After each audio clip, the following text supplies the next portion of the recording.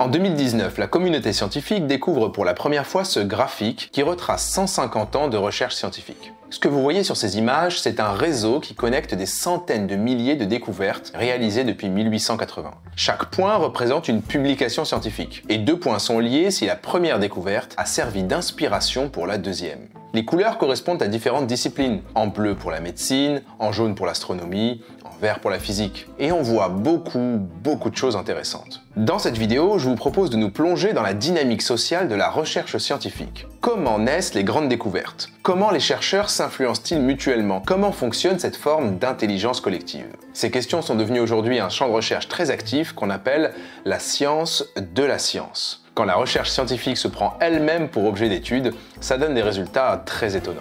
Allez, c'est parti!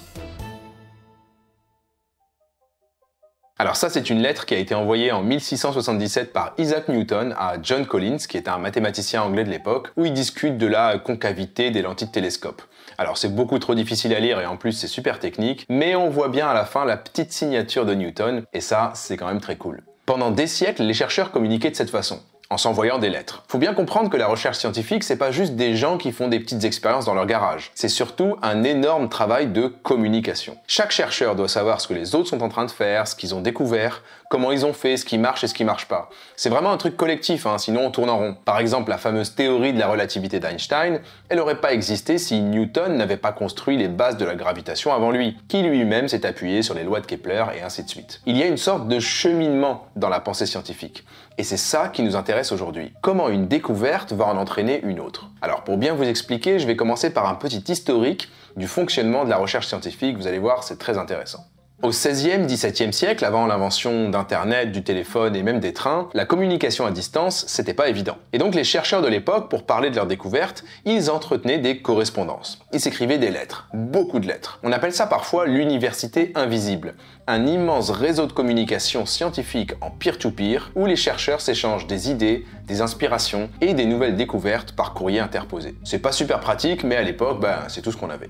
En 1666, il y a un homme passionné de science qui va révolutionner le système. Il s'appelle Henry Oldenburg, et ce qu'il propose, c'est que plutôt que de s'envoyer des lettres les uns aux autres, les chercheurs lui envoient à lui toutes les lettres qu'ils écrivent.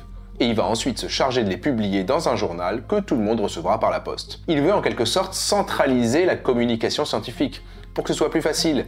Et c'est une super idée. C'est comme ça que naît le journal des Philosophical Transactions en Angleterre, qui est la première revue de publication scientifique. On voit ici par exemple une lettre que Newton a écrite en 1673 à propos d'une méthode pour calculer la distance entre la Terre et le Soleil. Et cette lettre, elle n'est pas adressée à un autre chercheur en particulier, mais directement à Henry Oldenburg pour une publication dans son journal. C'est donc un des tout premiers articles scientifiques modernes. Notez au passage l'adresse écrite sur l'enveloppe, pour Henry Oldenburg, à sa maison à peu près au milieu du vieux centre commercial de Westminster. Bonne chance le facteur, Alors il y a quand même des petits problèmes avec ce système. Le premier, c'est que Henry Oldenburg n'est pas chercheur, donc il comprend pas grand chose des lettres qu'il reçoit. On peut lui envoyer n'importe quoi, il fera pas vraiment la différence. Du coup, ce qu'il fait, c'est qu'il envoie d'abord ses lettres à d'autres chercheurs du domaine qui vont vérifier que c'est bon avant de les publier dans le journal. C'est ce qu'on appelle la revue par les pairs, et c'est toujours comme ça que fonctionne la science aujourd'hui. Ici par exemple, c'est une lettre de 1856 dans laquelle Charles Darwin confirme la validité d'une autre lettre qui a été envoyée au journal. Autre souci, la bibliographie. Et c'est ce qui va nous intéresser aujourd'hui. Il faut savoir que les chercheurs, ils sont un peu tatillons sur la paternité de leur découverte. Si je m'appuie sur les travaux de quelqu'un d'autre, il faut bien que je dise de qui il s'agit et de quand date la découverte. Sinon ça fait des disputes. Par exemple, dans le premier volume des Philosophical Transactions, on peut lire à propos d'une technique de fabrication des télescopes que la méthode a été tentée par un certain signor Giuseppe Campani, comme indiqué dans un livre que l'on peut trouver à Rome. Bon, c'est très flou, très informel, et c'est pour ça que les journaux du XVIIIe siècle ont commencé à exiger des auteurs qu'ils fassent explicitement référence aux travaux antérieurs, pour qu'on puisse bien voir la continuité de la pensée d'un chercheur à l'autre. En 1871 par exemple, Darwin est un des tout premiers à inclure systématiquement ses sources par le biais de notes en bas de page dans son livre La filiation de l'homme. Ici par exemple, il décrit la morphologie des coléoptères en s'appuyant sur les travaux antérieurs de Kirby et Spence, deux autres naturalistes de son époque. D'ailleurs en 1906, il y a un format de citation qui est même imposé aux chercheurs, le Chicago Style, c'est pas une danse, c'est une façon claire de citer d'autres recherches, et progressivement les références sont regroupées à la fin pour une section bibliographique comme dans tous les articles modernes. Eh bien, cette bibliographie aujourd'hui pour un chercheur, elle vaut de l'or, parce que la citation, c'est devenu une mesure de succès. Je vais vous montrer un truc. Alors si vous voulez voir le profil d'un chercheur ou d'une chercheuse, il y a une technique super simple, vous allez sur Google et vous tapez le mot-clé Scholar suivi du nom de la personne. Alors on va prendre quelqu'un de connu, on va dire Alain Aspect. Vous connaissez Alain Aspect, un Nobel de physique il y a 2 ans pour un truc en physique quantique. Donc Scholar puis Alain Aspect, et là en général le premier lien c'est sa page Google Scholar. Voilà. Donc vous tombez directement sur la liste de toutes ces publications scientifiques. Alors il y en a un paquet, c'est normal, mais ce qui est intéressant, c'est que ces publis, elles sont classées par nombre de citations. Vous voyez par exemple la première de la liste, elle date de 1982, et elle a été citée 6356 fois. Là en l'occurrence, je crois que c'est la découverte qui lui a valu le prix Nobel. J'avais vu une vidéo de Science étonnante sur le sujet, ça m'avait un peu retourné le cerveau. Bref, vous voyez, il y a toutes ces publications comme ça, et elles sont classées par nombre de citations. Alors 6356 citations, c'est beaucoup, c'est pas comme des likes sur Instagram. Déjà quand on passe 1000 citations, c'est fantastique. Pour bien comprendre comment ça se présente, je vais vous montrer un article scientifique. Par exemple, celui-là, le 4e de la liste, qui a été cité un peu plus de 2000 fois. Hop, j'ouvre l'article. Alors moi j'y ai accès parce que je suis affilié à un laboratoire, mais sinon en général pour vous, j'imagine que ce sera payant. C'est un peu nul comme système, mais c'est comme ça. Donc tous les articles scientifiques sont construits de la même façon. Vous avez le titre en grand. Alors quand on n'est pas du domaine, en général on comprend rien. Ici c'est genre observation directe de la localisation d'Anderson des ondes de matière dans un désordre contrôlé. Voilà, donc c'est incompréhensible. En dessous, vous avez les auteurs, donc vous voyez Alain Aspect est ici. Et ensuite, vous avez le corps du texte qui décrit les travaux qui ont été faits et ce qui a été découvert. Donc c'est hyper technique évidemment. Et ce que je veux vous montrer, il y a ces petites références chiffrées comme ça qui sont glissées dans le texte, comme le petit 30 que vous voyez ici. Et ça correspond aux fameuses citations qu'on retrouve à la fin de l'article dans la bibliographie. Donc là, le 30, ça fait référence à un autre article, celui-là qui a été publié en 2004 par ses auteurs et dont le titre est tout aussi incompréhensible que le reste. Et vous constatez que cet article d'Alain Aspect qu'on est en train de regarder, il cite au total 32 autres articles. Ça veut dire qu'il s'appuie sur 32 découvertes antérieures pour construire sa propre découverte. Et vous comprenez pourquoi la citation c'est un marqueur d'impact, parce que s'il y a plein de chercheurs qui citent votre article, ça veut dire qu'il a permis de générer un grand nombre de nouvelles découvertes, donc il a eu beaucoup d'importance. Et vous voyez cette publi qu'on vient de regarder qui cite 32 articles, eh bien elle est elle-même citée 2055 fois. Et si je clique ici, je vois la liste des 2055 articles qui ont cité la publi d'Alain Aspect, avec à chaque fois le nombre de citations qu'elles ont elles-mêmes reçues, et ainsi de suite. Celle-là, par exemple, elle est citée 457 fois, et si je clique dessus, je vois les 457 articles qui citent l'article qui a cité Alain Aspect. Toutes les découvertes sont donc liées les unes aux autres. Prenez n'importe quel article scientifique, il s'est appuyé sur un certain nombre de découvertes antérieures, et il a inspiré un certain nombre de découvertes après lui. Eh bien tout ça, ça donne quand même vachement envie de construire un énorme réseau de connaissances où on pourrait voir comme ça toute la filiation de tous les articles, toute l'histoire des sciences depuis que les premières citations ont été formalisées au milieu du 19e siècle. Eh bien, c'est justement ce qu'a fait un chercheur spécialisé dans l'étude des réseaux, Albert Laszlo Barabasi. Alors, il a mis en ligne un site web interactif pour explorer le réseau, et c'est ce que je vais vous montrer tout de suite. Alors, non, c'est pas ça du tout, ça c'est la page de mon financement participatif, ça n'a rien à voir. Je fais une petite parenthèse rapide pour ceux qui ne savent pas, j'ai lancé un financement participatif pour réaliser une série de vidéos sur ma chaîne. Vous savez, c'est les fameuses expériences que j'organise avec mes abonnés. Donc je vous invite dans un studio de tournage et puis pendant une demi-journée, vous êtes mes cobayes en quelque sorte. On fait nos expériences, on filme tout et après, ça fait des vidéos sympas comme on l'avait déjà fait il y a quelques temps. Alors on vient juste de réduire le palier pour les 2 premiers épisodes, on n'est pas loin d'y arriver, donc si vous voulez contribuer, je vous mets le lien en description et je vous remercie par avance pour votre soutien. Voilà, fin de la parenthèse, je vous montre tout de suite ce fameux réseau de connaissances, regardez-moi ça. C'est vraiment beau, Donc pour résumer, chaque petit point est une publication scientifique et 2 points sont connectés si les publications sont liées par une citation. Alors il n'y a pas tous les articles du monde ici, Barabasi en a pris seulement une centaine de milliers, qui sont en fait tous les articles publiés dans le journal Nature depuis 150 ans. Alors on peut zoomer sur un point, par exemple celui-là, c'est une publi intitulée « Structure moléculaire des acides nucléiques ». On peut voir l'article en détail. Et on se rend compte que c'est le fameux Crick et Watson 1953, donc l'article où les 2 biologistes découvrent la structure en hélice des brins d'ADN. Alors ce point il est représenté en bleu et la couleur représente une discipline. Ici, c'est la recherche biomédicale. Et si on dézoome, vous voyez que les points bleus, il y en a vraiment un paquet, hein. C'est tout ce secteur-là qui représente 150 ans de recherche biomédicale. Il y a un autre bloc très visible ici en vert, c'est l'astronomie. Par exemple, celui-là, 1995, découverte de la première exoplanète, c'est Michel Mayor, je crois. Et ici en rose fuchsia, c'est la médecine clinique. La physique fondamentale est là, proche de l'astronomie, la chimie en orange, etc. Les articles qui se citent apparaissent proches les uns des autres. Par exemple, si on va explorer un petit peu ce petit îlot vert, ce sont toutes des découvertes en lien avec la radioactivité qui datent des années 30 et 40. Donc on ressent bien la course vers la bombe atomique qui a eu lieu à peu près à ce moment-là. C'est principalement de la physique, avec un peu de chimie et un peu d'études médicales sur les effets des radiations. Au milieu, on a une région très interdisciplinaire, donc des découvertes qui sont citées dans plein de disciplines différentes. Par exemple, dans cette région multicolore là, il y a cet article de 1985 qui s'intitule « Découverte d'une large perte d'ozone au-dessus de l'Antarctique ». C'est le fameux trou de la couche d'ozone qui a engendré plein de travaux différents en astronomie, en chimie, en sciences sociales et en ingénierie. Alors pour aller plus loin, on peut suivre précisément la filiation de chaque article. Par exemple, si on reprend le Crick et Watson, on peut le regarder comme ça. Le gros point blanc, c'est l'article qui nous intéresse. En dessous, on voit tous les articles qui ont été cités par Crick et Watson et ceux qui ont été cités par ces articles et ainsi de suite. Plus on descend, plus on remonte dans le temps. Et à la base, on trouve un article apparemment insignifiant sur les métaphosphates qui date de 1904, mais de fil en aiguille, eh bien cet article a mené à cette percée révolutionnaire sur l'ADN. Au-dessus, c'est tous les articles qui sont construits à partir de la découverte de Crick et Watson. Les couleurs sont intéressantes, hein. On voit qu'en bas, c'est principalement de la chimie, biochimie et un peu de physique, donc orange, bleu et vert, alors qu'en haut, on voit aussi des maths, de l'ingénierie et même des sciences humaines et des sciences sociales. Et chaque article comme ça a sa propre histoire et son propre réseau d'influence. Il y a une donnée aussi qui m'a un peu scotché, c'est le volume de connaissances scientifiques qu'on produit. Barabasi explique que la science peut être vue comme un réseau d'idées en expansion, depuis les premiers traités d'astronomie jusqu'à la science moderne. Et la vitesse d'expansion de ce réseau, elle est incroyable. En clair, le réseau double de taille tous les 15 ans. Pour prendre une autre métaphore, si vous prenez la première page de tous les articles qui existent actuellement et que vous les empilez les unes sur les autres, vous pouvez former une pile de 9 km de haut, un peu plus haut que le sommet de l'Everest. En 2010, il n'y a pas si longtemps, hein, eh bien cette pile, elle ne faisait que 4,5 km de haut. Et en 2039, eh bien elle atteindra la stratosphère. Donc vous voyez à quelle vitesse ça va. Alors par contre, ces découvertes, elles vont pas toutes changer votre vie, hein. En fait, la très grande majorité des publications passent complètement inaperçues. Sur cette gigantesque pile, près de la moitié n'a reçu aucune citation. Donc c'est des découvertes qui n'ont pas de descendance, si vous voulez.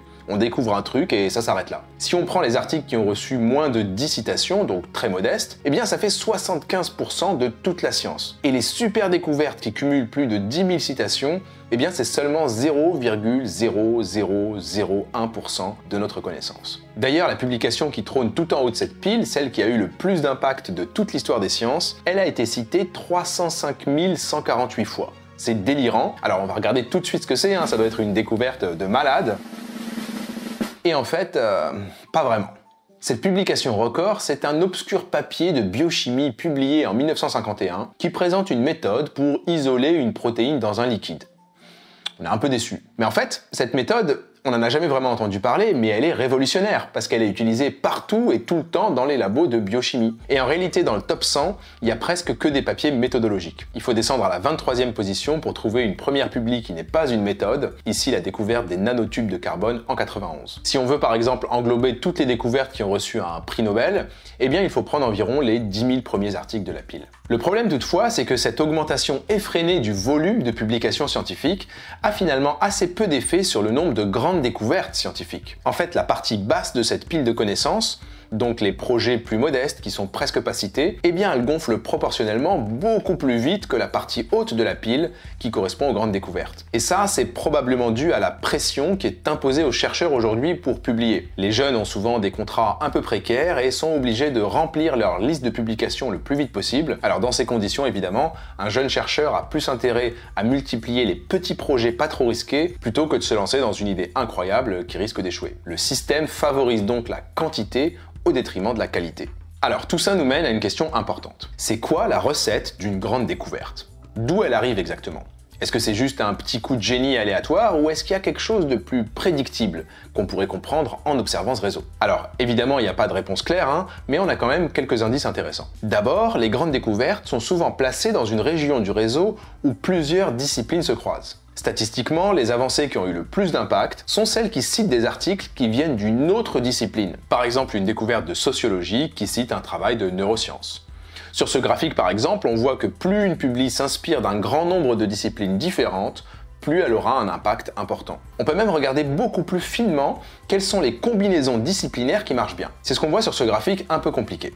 Je vous explique. Ici, chaque pixel représente une publication scientifique. Il y en a beaucoup, c'est normal. Si le pixel est plutôt rouge, ça signifie que l'article a eu un impact plus important que la moyenne. Et s'il est plutôt bleu, c'est que l'article a eu un impact plus faible que la moyenne. Sur chaque ligne, vous avez la discipline de référence de l'article. Médecine, neurosciences, chimie, etc. Sur chaque colonne, vous avez une discipline qui est citée dans l'article. Par exemple, si on prend tous les articles de médecine qui citent des articles de neurosciences, on voit que dans cette case, les points sont plutôt rouges. Faire de la médecine avec des inspirations de neurosciences, c'est donc une combinaison qui marche bien. En revanche, l'inverse n'est pas vrai. Pour les publis de neurosciences qui citent de la médecine, eh bien, le résultat est plus mitigé. Les disciplines qui donnent les meilleures inspirations, c'est la chimie et les neurosciences. On voit que ces colonnes sont très rouges, quel que soit le domaine abordé. A l'inverse, celles qui se combinent le moins bien, ce sont les sciences humaines et les sciences sociales.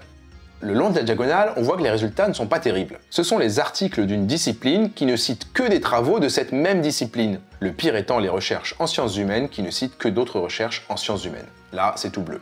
Si vous êtes dans ce domaine, vous avez plutôt intérêt à aller chercher de l'inspiration dans les sciences sociales, les études cliniques ou les neurosciences. Deuxième critère d'une grande découverte, les associations de chercheurs. Alors clairement, le petit génie de 25 ans qui travaille en solo à la manière d'Albert Einstein, c'est vraiment pas la tendance. Les statistiques montrent au contraire que les publications qui sont signées par plusieurs chercheurs ont 6 fois plus d'impact que les travaux solitaires. C'est toujours le même principe, il faut combiner des idées différentes pour produire de la nouveauté. D'ailleurs, plus l'équipe de chercheurs est diversifiée en termes de distance culturelle entre les labos ou de mélange d'hommes et de femmes, plus elle aura tendance à produire des découvertes majeures. Mais à nouveau, on peut être beaucoup plus subtil que ça. On va construire ce qu'on appelle une mesure de disruption. À quel point une découverte a changé la façon de penser dans son domaine. Pour ça, on regarde d'abord l'arbre généalogique d'une publication. Donc comme tout à l'heure, on prend un article, on place en dessous toutes les découvertes qui l'ont précédé, ses inspirations, et au-dessus celles qui en découlent. Ensuite, on se demande si les articles qui suivent, en haut, ne citent que l'article en question, ou s'ils citent aussi les travaux qui ont inspiré notre article. Et pourquoi c'est intéressant de faire ça ? Eh bien, si les découvertes qui suivent citent à la fois notre article et ses inspirations, ça montre que notre article s'inscrit dans un courant de pensée plus général. Dans ce cas, les connexions sont représentées en noir. Par contre, si les travaux suivants ne citent que notre article et pas ses inspirations, ça signifie qu'il a créé une véritable rupture dans son domaine. La publi a quelque chose de particulier par rapport aux autres, et dans ce cas, les branches sont représentées en vert. En gros, plus c'est vert, plus la découverte est disruptive. Et je vous montre ici quelques exemples juste pour le plaisir des yeux, parce que c'est vraiment joli, avec à chaque fois en bas l'indice de disruptivité associé. Alors qu'est-ce que ça nous apprend cette nouvelle mesure? Eh bien déjà sans surprise, on se rend compte que depuis quelques décennies, les publications sont de moins en moins disruptives. C'est ce qu'on avait vu tout à l'heure avec notre pile de 9 km, Les recherches deviennent de moins en moins risquées. Maintenant, si on s'intéresse à la taille et la composition des équipes de recherche, on fait une découverte intéressante. Les très grosses équipes ont plus d'impact en termes de citations, mais les découvertes qui changent vraiment notre façon de penser, elles sont plutôt réalisées par des petites équipes de 2 ou 3 personnes.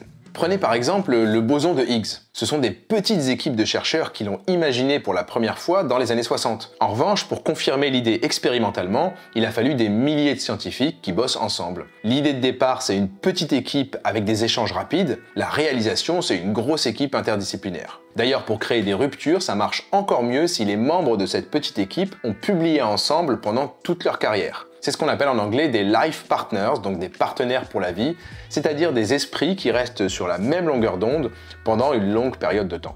Enfin, dernier élément, l'âge des découvreurs. Intuitivement, on se dit que la créativité et l'innovation, c'est un truc de jeunes, les plus âgés, ils sont un peu cramés. Que ce soit Einstein pour la relativité restreinte, Newton pour la gravitation ou Heisenberg pour la mécanique quantique, on a bien l'impression que les grandes découvertes sont toujours faites à l'âge de 25-26 ans. Alors, faut-il tout miser sur les jeunes ?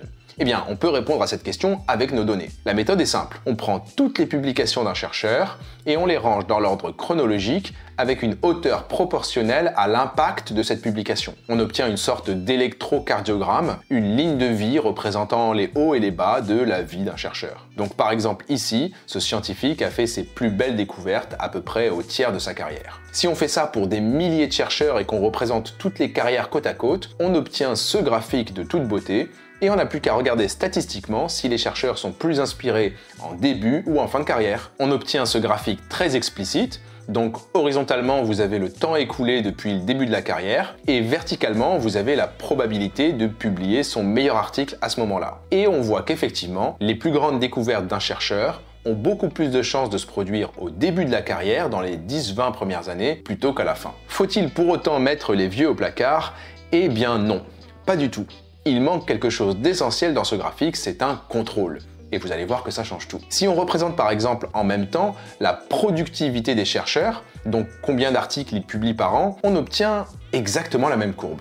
Ça signifie qu'en début de carrière, on produit beaucoup plus de publications qu'en fin de carrière. Et c'est normal, hein? Un chercheur expérimenté passe plus de temps à gérer des financements et des affaires administratives qu'à faire de la recherche. Ce sont les jeunes recrues qui ont le temps de produire. Autrement dit, les chances de faire une grande découverte sont exactement alignées sur la fréquence de publication. Les jeunes font de plus grandes découvertes, oui, mais ce n'est pas parce qu'ils sont jeunes, c'est parce qu'ils publient plus. C'est comme acheter des tickets de loterie si vous voulez. Plus on en achète, plus on a de chances de gagner un truc. Et ici, les jeunes achètent plus de tickets que les autres, mais il n'y a pas d'âge pour les bonnes idées. Alors, c'est quand même pas juste de la chance, hein. Si on compare la carrière de ces 3 chercheurs, par exemple, on voit que celui du haut semble avoir une meilleure capacité que celui du bas à produire de grandes découvertes, alors que leurs productivités sont identiques. En poussant l'analyse sur l'ensemble de ces données, Barabasi et son équipe sont arrivés à cette équation très élégante qui décrit le succès d'un chercheur. L'équation ne contient que 2 termes. Le succès d'un projet est déterminé d'une part par une variable aléatoire, donc de la chance, qui est modulée par un talent individuel